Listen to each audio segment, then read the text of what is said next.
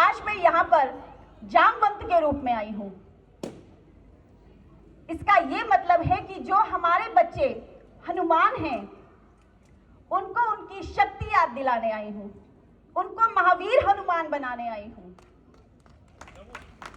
क्योंकि जब तक हमारे बच्चों को जो किताबों में कहीं नहीं लिखा और वो हकीकत में भारत है, उससे रूबरू नहीं कराया जाएगा, उनको अपने दायित्व, उनको अपना ज्ञान नहीं होगा, उनको अपनी शक्ति का परिचय नहीं मिल पाएगा। इसीलिए बहुत जरूरी है कि समय समय पर उन्हें चेताया जाए, उन्हें ये बताया जाए कि आपकी जो शक्ति है वो ये मिट्टी है, वो ये मातृभूमि है, जिस मातृभूमि के हम सभी बने हैं। क्योंकि हमें बेहद गर्व है इस पावन धरा पर।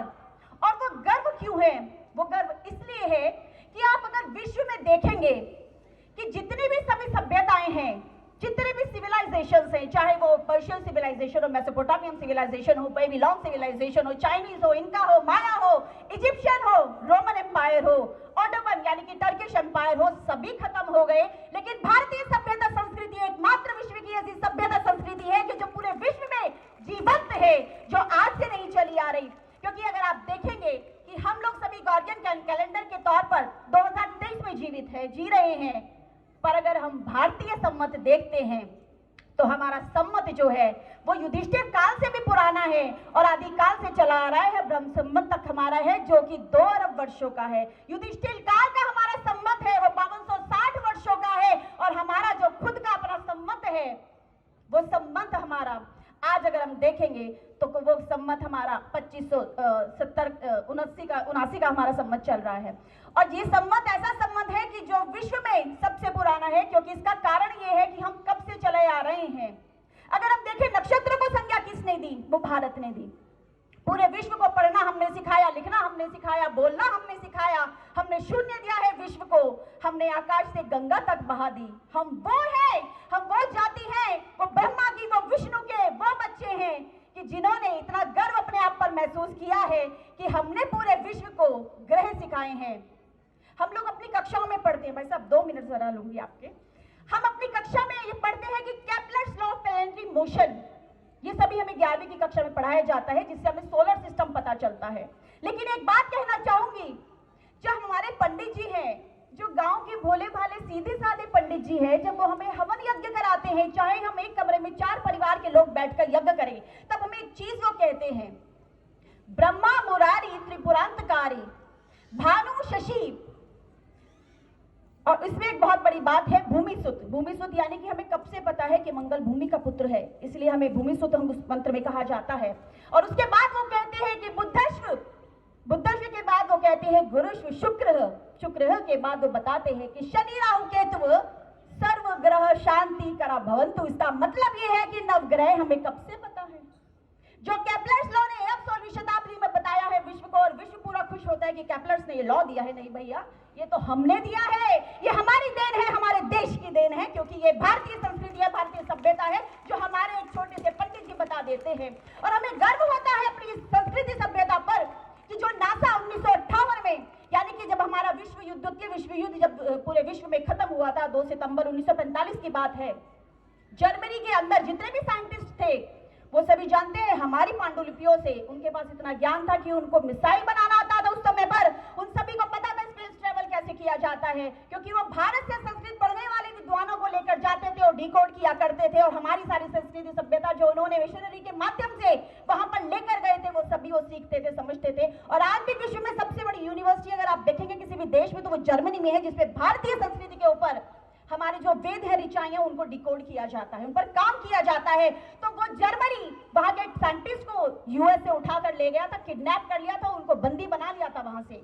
और उन्हीं ने ही इतना काम किया कि आप सभी को जानकर गर्व होगा कि जो हम सभी को जितना भी हमने विश्व को दिया है ना, जो हमारे छोटे से पंडित जी पंचांग में बता देते हैं कि कब ग्रहण लग रहा है, वो नासा अब 1958 के बाद जब बना है तब बता पा रहा है। ये हमारी ताकत है, ये हमारी जो हमें गर्व होना चाहिए सभ्यता संस्कृति पर, ये हमारे पूर्वजों की देन है।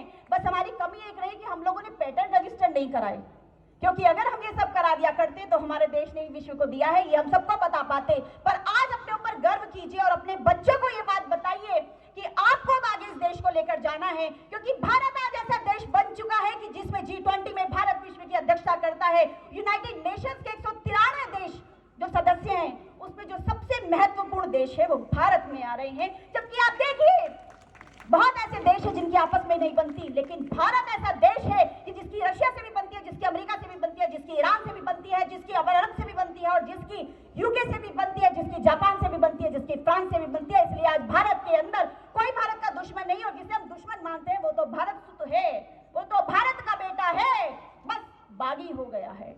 इसीलिए पाकिस्तान को हम बागी कहते हैं, क्योंकि वो मूर्ख हो गया है। वो अन्यथा भारत की किसी से दुश्मनी नहीं है, क्योंकि ये देश वो देश है जो प्रेम की भाषा बोलता है, जिसने प्रेम सिखाया है।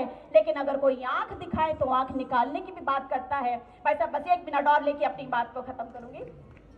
हमारे देश के अंदर प्रभु श्री राम जी के चरित्र से हम सभी लोग सीखते हैं, और उनसे क्या सीखते हैं कि उनका जो बाल्यकाल है, प्रधानमंत्री माननीय मोदी जी जब उनके बाल्यकाल को देखते हैं तो वो बहुत नर्म रहते हैं, क्योंकि ठुमक चलत रामचंद्र बाजे पे जनिया, लेकिन जब धमक चलत रामचंद्र तो कापे लंकनिया। ये कहा जाता है कि जब रामचंद्र जी धमक के चलते थे तो लंका कांपती थी, और जब आज नरेंद्र मोदी उनसे प्रेरणा लेके उनसे सीखते हैं, समझते हैं, और जब वो चलते हैं तो पाकिस्तान कांपता है। यह है ताकत हमारे देश की जो हमारी मिट्टी हमें देती है। और आज इसीलिए हनुमंत बन के आप लोगों को जगाने के लिए आई हूं, क्योंकि हम सभी उस रावण को, हम जो बुराई का प्रतीक है, हम बुराई का प्रतीक मानते हैं, लेकिन रावण की एक खूबी थी। ये बताना चाहूंगी आप लोगों को कि खूबी मत भूलिए किसी की भी, क्योंकि श्री राम जी ने भी रावण से ये ग्रहण किया था कि ये उनको नमन कर रहे थे श्री राम जी, और श्री राम जी ने रावण के जो उनका ज्ञान था उसको माना था, और ये कहा था कि श्री राम जी ने कि रावण आपके पास बहुत ज्ञान है। और मैं आप सभी लोगों को कहना चाहूंगी कि रावण तो एक टीकाकार पंडित था जिसको सारे वेदों का ज्ञान था। रावण ही एकमात्र ऐसा पूरे विश्व में था जो चाहता था, जब चाहता था वर्षा करवाता था, जब चाहता था बंदी जिसको चाहे बना लेता था। उसके पूरे क्षेत्र में, उसको तो छोड़िए, उसकी मर्जी के बिना किसी और को मौत नहीं आती थी। काल को बंदी बनाया हुआ था, शनि महाराज उसके चरणों के नीचे दबे हुए थे। हमारे श्री प्रभु जी ने, हनुमान जी ने उनको निकाला था वहां से। तो ऐसे रावण जिनके पास इतना ज्ञान था, ऐसे रावण जो अपने शीश को काट काट के शंकर को पूजते थे, और जो ये कहा करते थे मुझसा पंडित मुझसा योद्धा और न कोई दूजा है, अपने शीश को काट काट मेरे शंकर को पूजा है। तो ऐसा रावण क्या था, ऐसा जो राम जी से हार गए, वो था रावण का चरित्र। अगर रावण का चरित्र अच्छा होता तो वो कभी अधर्मी नहीं होते।